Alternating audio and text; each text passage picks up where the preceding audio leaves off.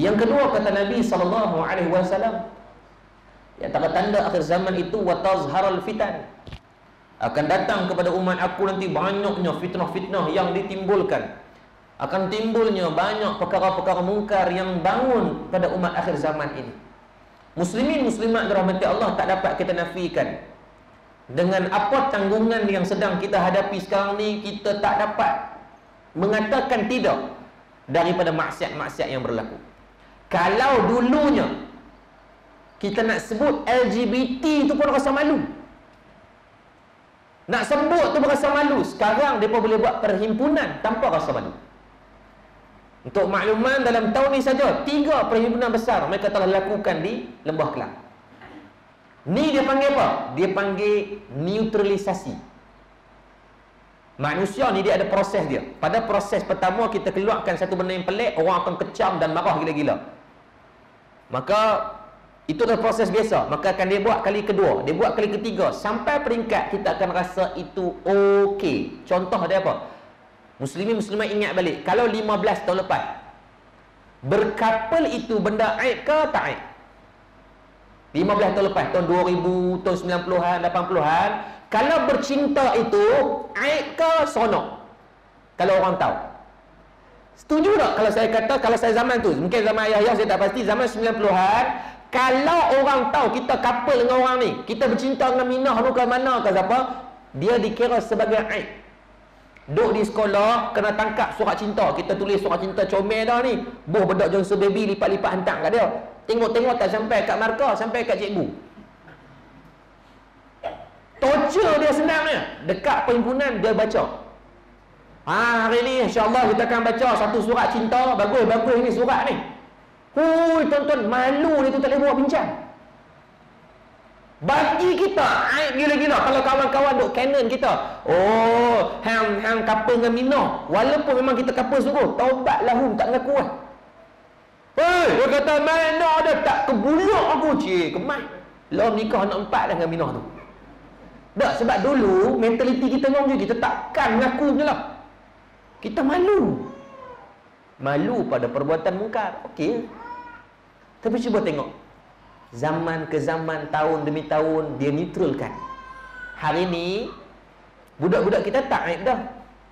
Sampaikan kalau buka di Facebook, umur 15, 16 tahun, 13 tahun, dia dalam Facebook tu dia boleh declare in relationship with Minah Gelong contohnya. Dia tak takut. Tuan-tuan pernah cek media sosial anak-anak, budak-budak lah tuan-tuan, couple baru seminggu buat video. Hai sayang, Assalamualaikum, hari ni adalah anniversary yang ke-7 hari. Kepala dia 7 hari pun buat anniversary. Aku menikah sampai anak 4 pun kadang-kadang lupa anniversary. 7 hari, lepas tu dia ada iddah dia 14 hari, dia ada 30 hari, dia ada 6 bulan, dia ada setahun. Dan dia malu tak untuk cerita ke orang? Tak dah. Dan untuk makluman, satu data saya pun baru tahu, kalau di negara barat, siapa yang berumur 16 tahun yang masih dara dikira sebagai memalukan. Umur 16 tahun masih dara, maksudnya tak pernah buat hubungan seksual dan sebagainya, dia dikira sebagai malu pada dia. Maka benda itu digalakkan oleh mak ayah sendiri. Driver kami dia bekas polis. Jadi bila saya bekas haskar jumpa dengan orang bekas polis ni, kita ada banyak benda boleh sembang. Lalu sembang dengan dia kata dia ada orang anak. Tak anak dia umur 18, memang dia seroduk dengan boyfriend dia. Apa dia lah, umur 18 paksa seroduk. Bapak tu abang dia, hang kena duduk dengan tu. Kalau tidak hang ni kira cak ayam. Dia tak abang lah cak ayam tu. Tapi dia explain lah kita. Dia kata dia rindulah ke anak perempuan dia, tapi nak buat macam mana, umur 18, seorang anak perempuan tu dah kena duduk dengan seorang lelaki. Kalau tidak kira anak dia tu bermasalah. Dia kata dahsyat. Saya kata, is that the culture here? Dia kata yes. For sure. Dia kata it's compulsory, it's not optional. Dia ada satu kewajipan, bukan satu pilihan. Dia saya kata. Saya tanya dekat turis guide kami tu, atik dia 10 tahun di UK. Orang Islam kita alhamdulillah, mak dia buat PhD, dia buat degree di sana. Dia kata memang betul ustaz. Umur 16 tahun kalau masih dara tu kira aib. Tuan-tuan, itulah yang sedang dibawa di negara kita. Mula dengan couple dulu, maka pergi kepada luar nikah dan sebagainya. Na'udzubillah. Dan LGBT sedang bawa benda tu. Dia sedang tune kepala otak kita. Dulu kita benci gila kalau couple-couple ni kita tak mau. Kalau mak ayah dengar, dia tiba anak dia mampu. Lah kadang-kadang galakkan daripada mak ayah. Ni hang ni sampai nak habis universiti dah, takkan tak ada markah kot. Lah mak pun gelong tak. Mak tu tanya tu, anak tu belum duduk study, dia kata hang ni takkan tak ada sangkut seorang kot. Hang sakit tekuk jadi anak darah tua. La ilaha illallah. Dia tak yakin yang Allah akan bagi jodoh untuk anak dia. Dia tak yakin Allah bagi rezeki untuk anak dia. Dia susah hati, mak tak mau lah. Hang tak mau apa? Dan benda tu berlaku. Ramadan baru ni, kuliah subuh di Masjid Negeri Shah Alam, saya dihubungi oleh Persatuan Gay Malaysia. Seram kan. Kata, jangan salah faham, saya confirm tulinlah lelaki insya-Allah. Bukti dia saya kahwin dengan orang perempuan. Isteri saya sure perempuan. Bila dihubungi tu saya seram sejuk juga. Dia berkata, ustaz kami nak join Khaimulal dan kuliah ustaz. Saya kata mampu aku. Tapi saya kata, kita sangka baiklah, kita yakin Allah tu maha yang memberi taufik hidayah. Kita dulu pun bukan baik tahu mana pun. Cuma kita tak terlibat dengan LGBT je. Kita ada je benda haram kita buat. Tak semayang, time bulan puasa pergi minum ayak kola, lepas tu duk buat muka warak kan. Ada belakang ni kan. Lepas tu duk buat baik tahu sangat lah. Hak dalam poket lah ada rokok pun ada kan. Bukan rokok dia, rokok kawan tu letak hujan. Jadi bila berhubung tu saya kata tak apa, tak ada masalah, mai insyaAllah. Dia pun nak join Khaimulal dan kuliah subuh. Jadi waktu kuliah habis Khaimulal tu, kuliah subuh tu kita duk party juga. Mana gay ni tak nampak macam gay. Sebab kita duk faham gay ni dia ada physicalize yang kita boleh nampak. Contohnya dia nampak lembut, nampak macam sotong, sanjut sikit tu kan. Dia dulu kalau dulu dia ada physical yang kita boleh nampak. Impression kita tengok tu tahu dia ni something wrong somewhere. Tapi masalah dia pagi tu saya duk scan, depa ni tak main kot. Tak nampak seorang pun. Habis program apa semua, kami buat usrah khas tertutup macam tu. Barulah dia main kenal, dia kata, ustaz, kamilah representan gay. Masalahnya dua-dua orang sadu. Kita duk faham mesti ada seorang dominan, mesti seorang hak cak ayam. Ni tak, dua-dua maskulin. Six pack tuan-tuan, kita pun haram pack pun tak ada ni. Badan sikit punya tas, saya duk fikir dengan muka jambu sempoi punya, bukan muka pecah rumah. Saya gok yang amat ni, saya duk fikir tengok tu. Ni lah pasangan saya boleh mengaku pula.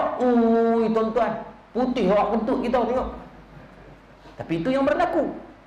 Dan bila dalam duk sembang-sembang dengan dia, satu faktor yang saya terkejut dengar. Saya tanya dekat dia, berapa ramai bilangan sekarang tu ada? Dia kata, ustaz, dalam komuniti kami gay dengan lesbian ni sekarang kita tak ramai, ustaz, ada lebih kurang 200,000 je di Malaysia. Kita dengar-dengar beristighfar panjang, astagfirullahalazim. Kalau kita nak pandang hina pada dari segi perbuatan kita benci, tapi mereka tetap orang Islam yang patut kita sebarkan dakwah. Mungkin kurang banyak dakwah kita untuk mereka supaya jadi macam ni. Kalau kata 200,000 orang tuan-tuan unofficial ni, di parlimen ada 220, setiap parlimen ada 950 orang. Ni orang-orang yang macam ni. Banyak dah kerja saya dengan tuan-tuan, banyak gila.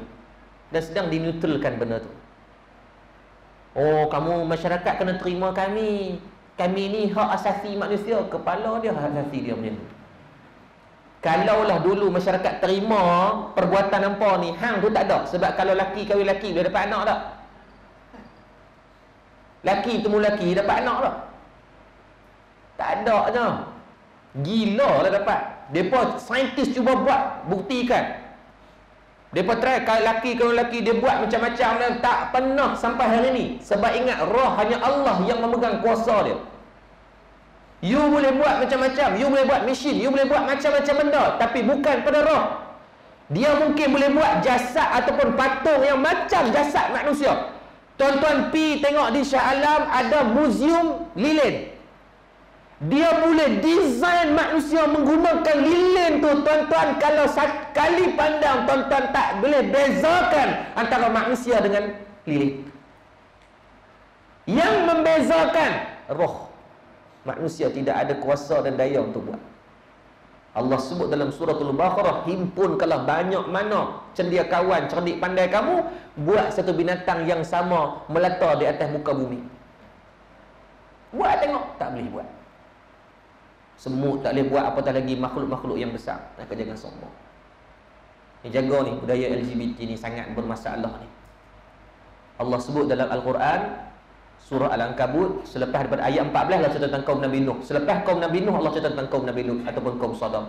Secara total dalam Al-Quran lebih 5 tempat Allah bagi ancaman kepada golongan LGBT. Maka beringat, kita bukan membenci pada yang buat, kita membenci pada perbuatan tersebut.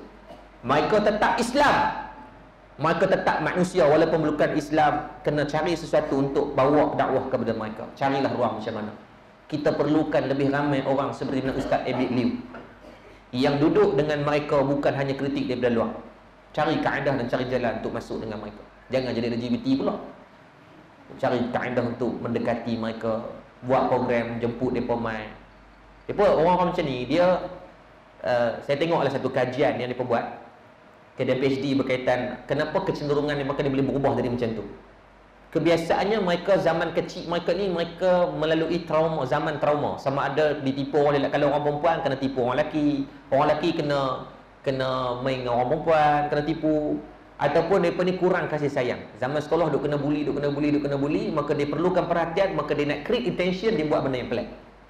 Kan bila jadi darat, itu kan orang suka tengok pelik. Padahal tengok tu bukan dengan pandangan seronok, pandangan hina kan. Tapi dia suka, bagi dia itu pengiktirafan. Kan banyak kita tengok sekarang marketer duk buat benda-benda yang annoying. Padahal dia suka take attention dengan cara macam tu. Dia crave, dia bina orang walaupun benci tapi suka kat dia. Contoh berapa ramai suka dengan iklan comel tak kartun dulu. Contoh suka tak? Siapa yang bilang memang balik kerja memang saya kena dengar untuk semangat saya, ada? Tak ada.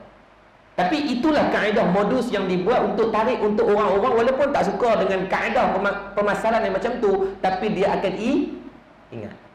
Maka sama dengan sekarang apa yang mereka sedang buat, reverse psikologinya, walaupun kita benci sampai peringkat dia panggil neutralisasi berlaku dalam otak, dia tak berapa nak benci dah. Dia kata biar apilah. Dulu ayah saya marah balik lambat, tapi kerap sangat dia buat. Saya suka main game, PCC lepok balik lambat sampai peringkat ayah kata senanglah. Dia tak larat tibai habis hingga patah. Dia kata tak apa, PCC semayang jaga. Sampai toke sisi buat surau dalam sisi. Tak ada kuliah.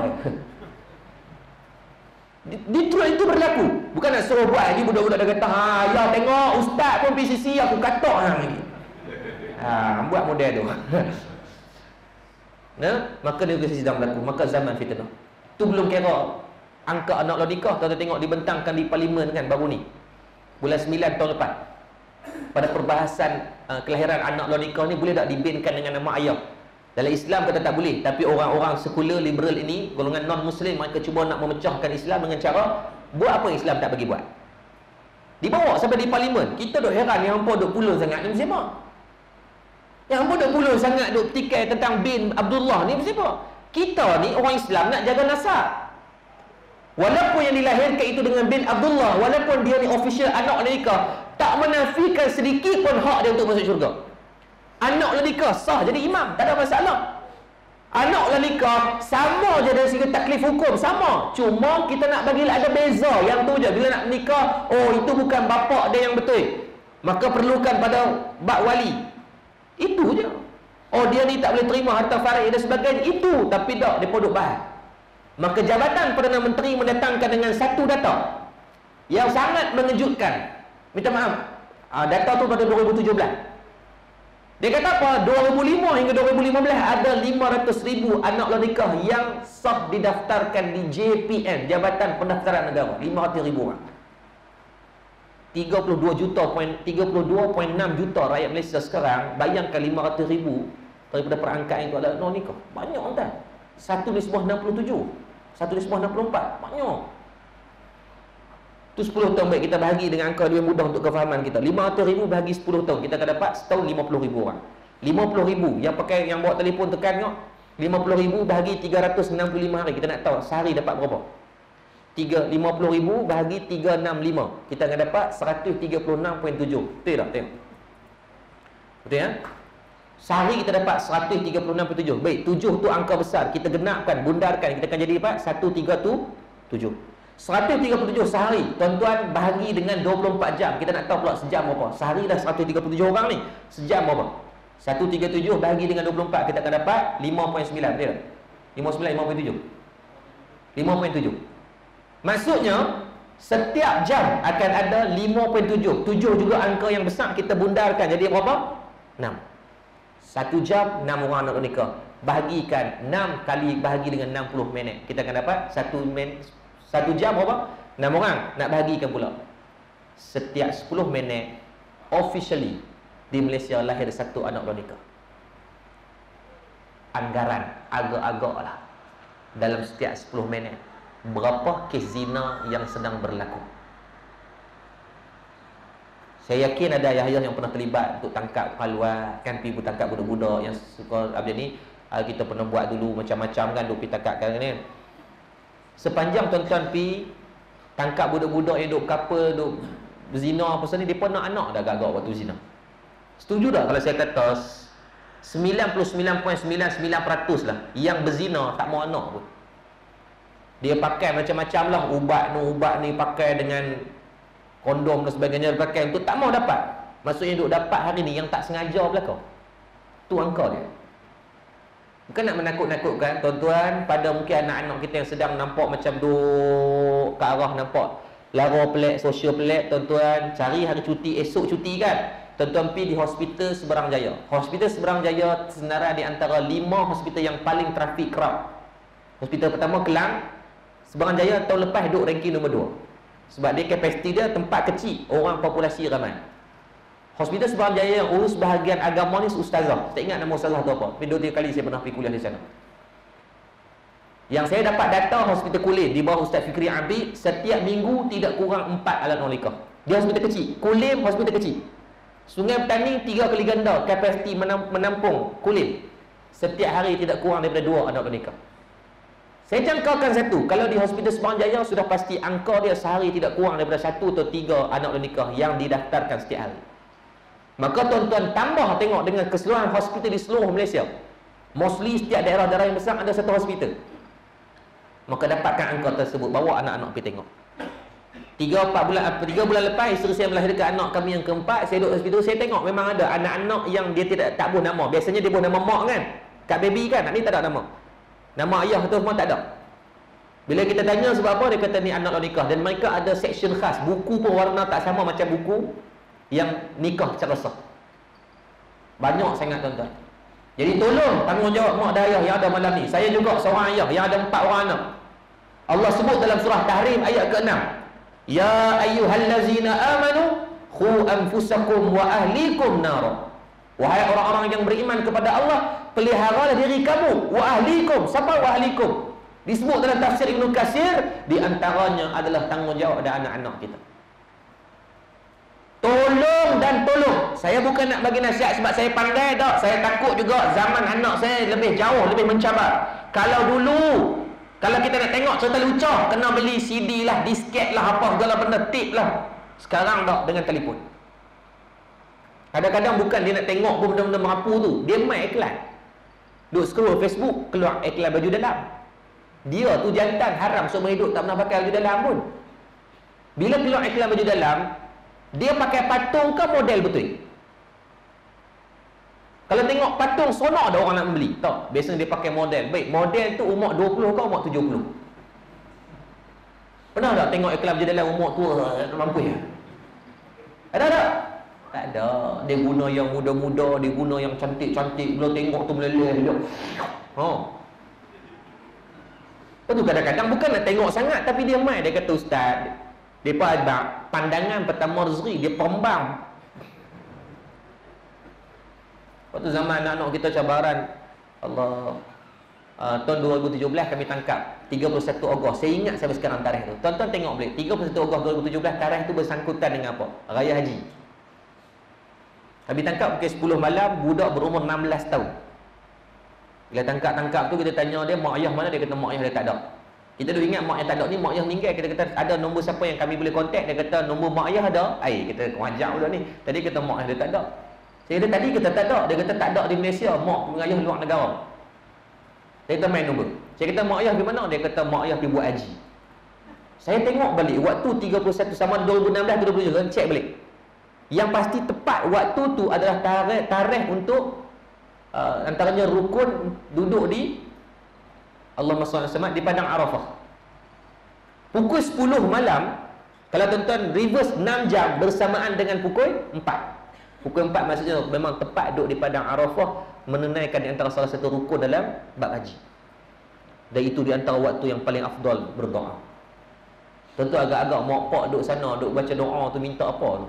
Confirm minta, ya Allah bagilah anak aku baik, anak aku ni, anak aku ni. Tengok-tengok anak di sini duduk zina.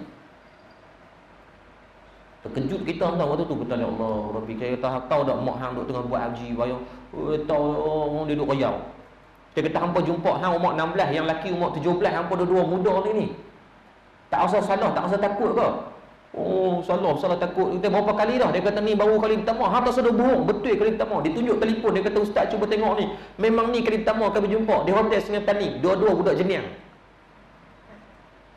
Nala punya depa tempat sana tak ada hotel, depa main check in hotel, bayar 4 jam, bayar RM30 untuk berzina semata-mata. Dan depa dah lepas zina. Dia mengaku.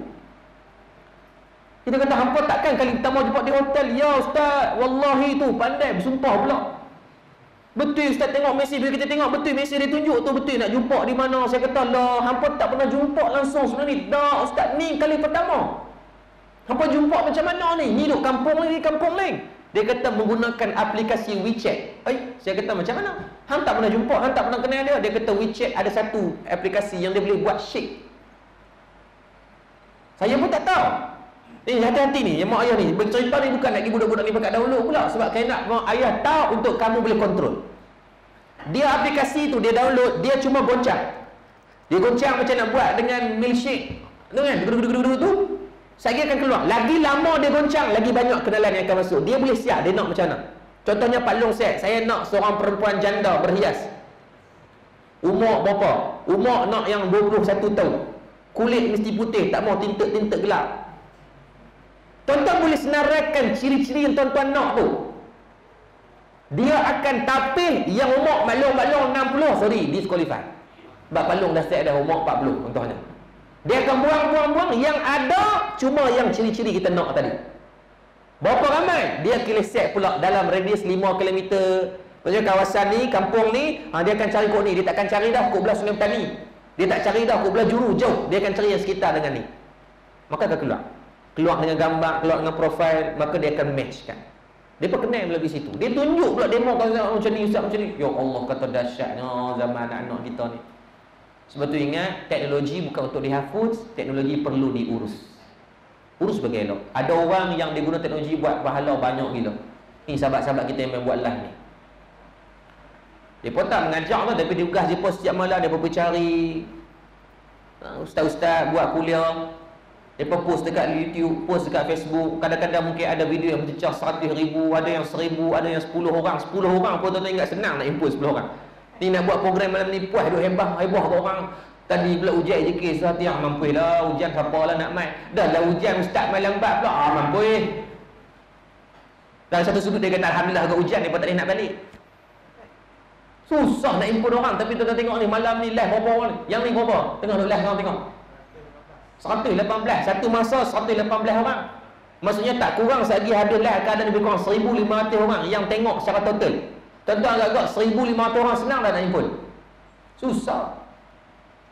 Kalau tuan-tuan tengok, siapa yang ada telefon, tuan-tuan search sekarang, tulis search tengok cara goreng ayam. Tuan-tuan gelap, tuan-tuan search tengok. Siapa yang buat telefon, tuan-tuan tekan. Seorang, okey. Cara goreng ayam, berapa ramai orang tengok view? Video nombor 2, 1.1 juta orang tengok cara goreng ayam ni. Kita duk rasa macam perbuatan tu lah bangang tu goreng ayam pun tak reti. Tapi ada 1 juta orang bangang tengok. Tuan-tuan search pula, tulis tengok cara lipat baju, ada 1.2 juta video tu orang tengok. Lipat baju, maklum dah terror, pejam mata pun boleh, tapi tidur Tapi ada 1.2 juta manusia ambil manfaat dengan ilmu tu. Ni depa duk pi ni cari ustaz malam ustaz ni, Allah. Kalau depa mati sekalipun, pahala video berterusan. Depa tak mengajak pun, tapi dia ambil manfaat dengan cara tu. Guna apa? Teknologi. 100 orang yang tengok live ni tuan-tuan, mereka mungkin ada kekangan. Tadi ramai mesti dia kata ustaz tolong buat live, ustaz tolong buat live. Saya kata insya-Allah doa bagi ada line di sini sebab kata ada 2-3 orang dah berhubung nak main bola. Saya kata saya izinkan, tak ada masalah. 100 orang ni dia kata, ustaz, saya ada urusan anak kat tuition, saya ada ni nak kena basuh pinggan, saya ada ni, saya ada ni. Tapi tuan-tuan, mereka dapat manfaat melalui teknologi ni lah. Maka dia macam dengan senjata. Pisau yang digunakan potong buah, potong barang, potong untuk makanan masak, maka akan dapat pahala sebab harus hukum dia. Pisau yang sama digunakan picu orang, maka berdosa ke atas dia. Walaupun alat itu alat yang sama. Hati-hati. Teknologi ni juga sama. Tuan-tuan urus sebagai elok, dia akan jadi manfaat. Tuan-tuan tidak menggunakan dia cara elok dan membiarkan secara macam tu je kepada anak-anak, tolong hati-hati. Saya pesan sebab saya juga sebagai seorang ayah. Saya yakin majoriti sini adalah banyak yang mempunyai anak-anak, tolong dan tolong. Macam ni tuan. Tuan-tuan yang ada internet di rumah, tuan-tuan boleh kontrol internet tu. Tuan-tuan maklum daripada ada siap package tu, tuan-tuan abang ada saya nak yang parenting control. Parenting control dia akan block semua IP ataupun Allahumma salli ala Muhammad, tempat benda-benda website-website yang lucah dan sebagainya. Sebenarnya kadang-kadang anak kita nak buka, dia automatic block. Tuan-tuan maklum je, daripada tahu dah kerja depa. Satu lagi, ingat, anak-anak sekarang pandai. Walaupun tuan-tuan buat block parenting control, depa boleh download, nama dia aplikasi VPN Turbo. Apa makna VPN Turbo? Dia tukar IP telefon kita kepada yang lain, maka dia boleh search apa website dia nak. Maka kalau tuan tengok dalam telefon ada aja VPN control tu warna orange, dia punya aplikasi tu, maka buang cepat-cepat. Warna orange kena buang cepat-cepat. Oh, tu orang politik ni. Nah, tengok, budak-budak pun pandai. Dia pandai, dia tengok, oh okey, pak aku cerdik. Dia pergi blok, parenting control, dia ingat aku bodoh. Download VPN. Tonton lah, babak, ingat aku bodoh. Aku bang pula. Sebab kadang-kadang benda ni tolong kontrol lah, tolong kontrol. Telefon tu tak nafikan. Tuan-tuan kata tak, saya haramkan telefon dalam rumah. Tuan-tuan boleh jadi CCTV 24 jam kepada anak-anak. Tak. Dia keluar, dia akan jumpa benda yang sama. Di sekolah orang sembang benda yang sama. Maka kita takut tak boleh nak kontrol, maka kita bagi dalam keadaan kita letak syarat kepada dia. Saya buat kepada anak saya, Fatih nak tengok telefon boleh sehari 2 jam, hari sekolah sejam. Saya kata kat dia, semayang nak main PUBG boleh, semayang 5 waktu. Tuan-tuan dia semayang 6 waktu nak main PUBG punya pasal. Saya download, bagi dia main, okey, jaga semayang, okey, esok sebelum pergi sekolah bagi main. Haram tak reti pun ajar mati je. Tapi tak apa, bagi dia tak apa, kita buat perjanjian tu. Sebab saya tahu, kalau saya halang macam mana pun dia akan main. Sebab di sekolah orang nak sembang, semalam main di Pachenko, semalam main di Sandhawk, terjun buku dapat chicken dinner. Dia tak bakat agak-agak, terbakat dia. By hook or by crook, dia akan cari untuk dia main. Maka lebih baik biar dia bermain dalam keadaan kita kontrol. Macam anak main bola, macam anak main bola. Kita abang ada bapa boleh bagi main bola tu tak aurat. Waktu masuk semayang dulu kan orang tua-tua sebelum maghrib kena balik rumah dia kan. Anak-anak ikut tak? Ikut. Daripada tuan-tuan nak halang dia terus dia pergi sekolah, dia jumpa benda tu juga. Maka didik anak kamu mengikut zaman. Janganlah pula balik lagi surprise nah bapak begini untuk main game PS4, untuk main PES. Jangan buat gelong lagu tu. Kita tengok dia anak dah duduk kat situ dah. Kita cari jalan macam mana nak bawa depa je. Insya-Allah.